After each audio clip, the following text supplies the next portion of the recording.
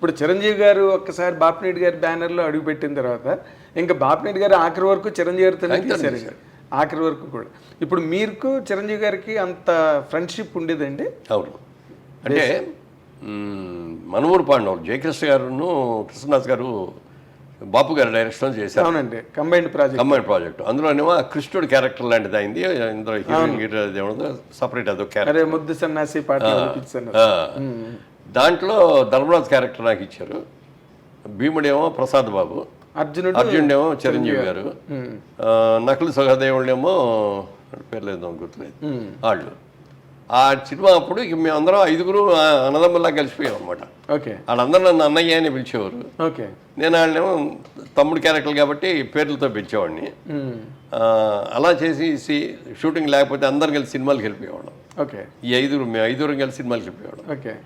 అవి వచ్చిన బయటకు వచ్చినప్పటికీ అప్పటికి మంచి రైజులో ఉంది నా ఇది కెరీర్. మీరు బయటికి రాగానే అందరూ వచ్చేసి ముగేసేవారు, సంతకాలు గింతకాలు అనేవారు, షేక్ హ్యాండ్ లేనివారు. ఇవన్నీ చూస్తుంటే ఒక రోజు అన్నాడు చిరంజీవి గారు. అప్పుడు ఇంకా ఆయన సినిమా రిలీజ్ కూడా కాల, మనూరు పాండ జరుగుతుంది. అన్నయ్య రేపు పొద్దున్న నాకు కూడా ఇటు వస్తారా అన్నాడు. దీని మీద 10 రెట్లు వస్తారా నీకు? ఎలా చెప్పారు సార్? ఎలా చెప్పాను అంటే, ఆయన కొత్త సినిమా, మొట్టమొదటి సినిమాది. దానికి ముందు ఏదో పునాదిరాళ్ళు ఏదో చేశారు. ప్రాణం ఖరీదు కూడా ఇది జరుగుతూ ఉండగానే వచ్చింది అది. కాబట్టి అది ముందు రిలీజ్ అయింది, ఇది లేట్గా అయింది. అప్పుడు మేమందరం కలిసి కూర్చున్నప్పుడు అతను నేనే ఉండవు, మీ ఇష్టం వచ్చిన సాంగ్ ఏంటి ఏదైనా, నేను డ్యాన్స్ చేస్తాను ఇవ్వడు. అంటే తెలుగా, ఇంగ్లీషా, హిందీ, అంటే ఏ లాంగ్వేజ్ అయినా మ్యూజిక్ సౌండ్ అంటే దానికి తగ్గట్టుగా రిథమిక్గా చేసేవాడు. అది డ్యాన్స్ అంటే భరతనాట్యం కాదు, క్లాసికల్ డ్యాన్స్ ఇంకోటో కూడా కాదు. మ్యూజిక్కి తగ్గట్టుగా గంతులు వేసేసి చేసేవాడు. మనం బలి చేస్తున్నాడే, ఇక ఇంతకంటే కావాల్సింటే ఎలాంటి ఏంటి అనుకున్నాం. తర్వాత అతనిలో అడ్వాంటేజ్ అంటే కళ్ళు ఎక్సలెంట్ కళ్ళు అండి.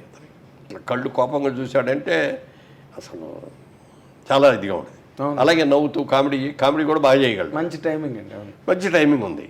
అప్పుడు కృష్ణనాథ్ గారు అన్నాడు ఒక రోజున, మురళీమోహన్ వీడు మంచి విలన్ అవుతాడయ్యా మన తెలుగు ఇండస్ట్రీలో, బాగున్నాడు అన్నాడు. ఇండస్ట్రీలో విలన్ అవుట్ వింటాడు బాబు, ఇండస్ట్రీకి మొగుడు అవుతాడు చూడండి. ఫస్ట్ సినిమా రిలీజ్ అవ్వకముందే అన్నా నేను. అవునా? అయితే ఈ మాట నాతో అరవింద్ గారు కూడా అన్నారండి.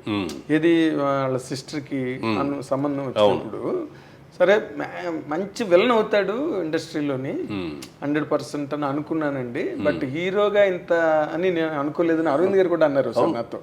హీరోగా టర్న్ అవడం పట్ల అసలు మీరు హీరోగానే అవుతారని ఎక్స్పెక్ట్ చేశారా, లేదా విలన్ లాగా వెళ్ళి? అట్లా కాదు, మొట్టమొదటి కొంచెం హీరోగానే నెగిటివ్ క్యారెక్టర్లు చేశాడు. అదే కుక్కగాటు చెప్పు దెబ్బలు అట్లాంటి. ఆ తర్వాత నుంచి పాజిటివ్ క్యారెక్టర్లోకి వచ్చాడు బ్రహ్మాండంగా. సో మీరు ఆయన సక్సెస్ని అంటే ఆయన వచ్చిన తర్వాత కొన్ని సినిమాల్లో విధానాలు చాలా మారిపోయినాయి. సాంగ్స్ అంటే ఏదో హీరోయిన్ మీద ఎక్కువ చేస్తారు, సాంగ్ హీరోలు ఎక్కువ పరిగెట్టడం, ఊటీ తోటలో లేకపోతే నాగేశ్వరరావు గారికి బాగా డ్యాన్స్ చేసేవారు ఆ రోజు. స్టెప్పులు అంటే నాగేశ్వరరావు, కృష్ణ గారి స్టెప్పులు కానీ, శోభన్ బాబు గారి స్టెప్పులు కానీ, ఎన్టీఆర్ గారి స్టెప్పులు కానీ, అవన్నీ మా అందరి ఒక టైప్, ఒక స్కూల్ మీద. కాకపోతే ఏంటంటే సలీం మాస్టర్ వచ్చిన తర్వాత రామారావు రెచ్చిపోయారు. అవునండి, బ్రహ్మాండంగా చేసేవాడు. ఎదురులేని మనిషి కదా బిగినింగ్. కృష్ణముకుందామరారి పాట బిగినింగ్ అండి, రామారావు స్టెప్ లేయడం.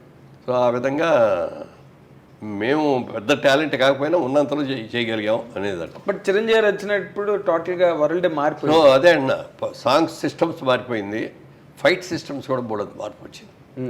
ఫైట్లో ఏం చేసేవారంటే, ఫైట్ మాస్టర్ లాగానే అన్న నువ్వే ఎక్కువ కష్టపడుతూ రిస్క్లన్నీ షార్ట్లన్నీ పెడతాను, డూపులు చేసేస్తారు, మధ్య మధ్యలో మీకు క్లోజ్ షాట్లు ఇస్తాను నేను.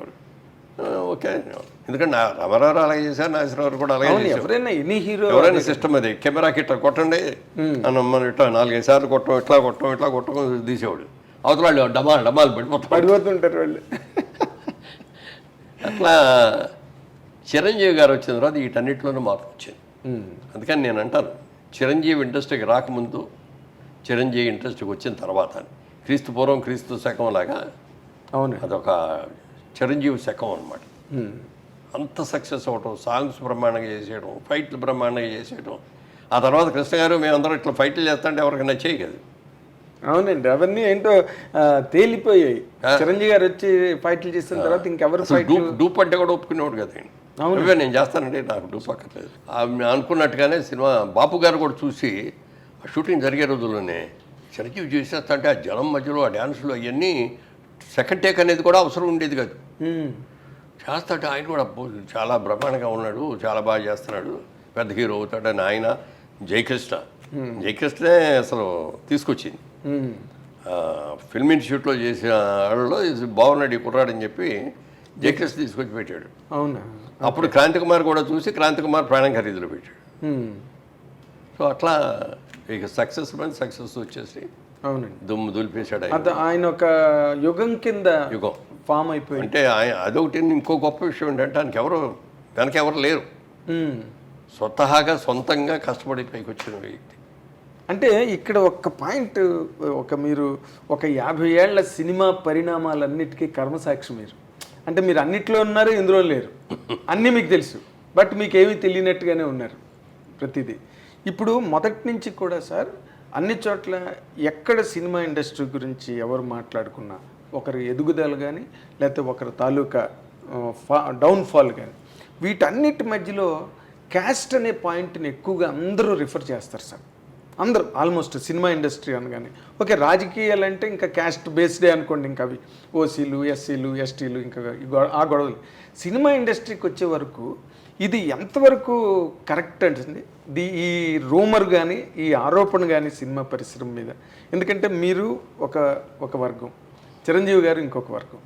బట్ చిరంజీవి గారి గురించి మీరు ఇంత గొప్పగా మొదటి నుంచి మాట్లాడారు ఏం సార్? ఆయన రేజ్ కూడా అలాగే అందరూ ఎంకరేజ్ చేసి ఆయన తలని పట్టుకున్నారు. ఈ ఆరోపణ ఎందుకండి సినిమా పరిశ్రమ? నాకు తెలిసినంత వరకు మెడ్రాస్లో ఇండస్ట్రీ ఉన్నంత వరకు ఏ రోజున కూడా క్యాస్ట్ ఫీలింగ్ అనేది లేదు అక్కడ. నువ్వేం క్యాస్ట్ అనేది ఎవరికి తెలిసేది కాదు. ఫలానా పేర్లు చెప్పుకున్నా ఫలానా డైరెక్టర్ అని చెప్పుకునే వాళ్ళేమే తప్ప ఇదిగో ఇతని ఈ క్యాస్ట్ ఆడు కాబట్టి మనం చేయాలి అనేది ఇట్లాంటివి ఉండేవి కదా అసలు. ఓకే. హైదరాబాద్ వచ్చిన తర్వాత అది ఈ రాజకీయం ఇక్కడ అందరూ కూడా ఇది కదా. మెడ్రాస్లో ఉన్నంత వరకు ఏంటంటే సినిమా వాళ్ళందరూ ఒక గ్రూప్, ఒక family irrespective of the caste. Gents కలిసేవారు, లేడీస్ కూడా, ఫ్యామిలీ లేడీస్ కూడా వాళ్ళు కూడా చక్కగా కలుసుకునేవారు. ఎందుకంటే ఏ ఫంక్షన్ వచ్చినా మన సినిమా వాళ్ళందరినీ పిలుచుకునేవాళ్ళం. అందుకని అందరూ అసలు ఎక్కడ ఎవరికి కూడా క్యాస్ట్ అనేది తెలియదు అసలు.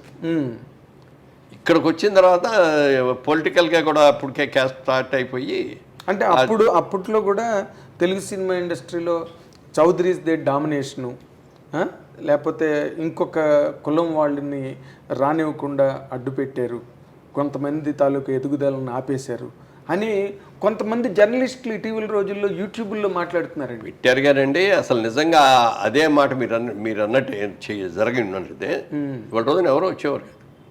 మరి సినిమా ప్రొడ్యూసర్లు ఎక్కువ 75% చౌదరీస్ ఆర్టిస్టు, మెయిన్ రామారావు, నాగేశ్వరరావు, సోహన్ బాబు గారు, కృష్ణ గారు, మీరు అందరూ. అవును.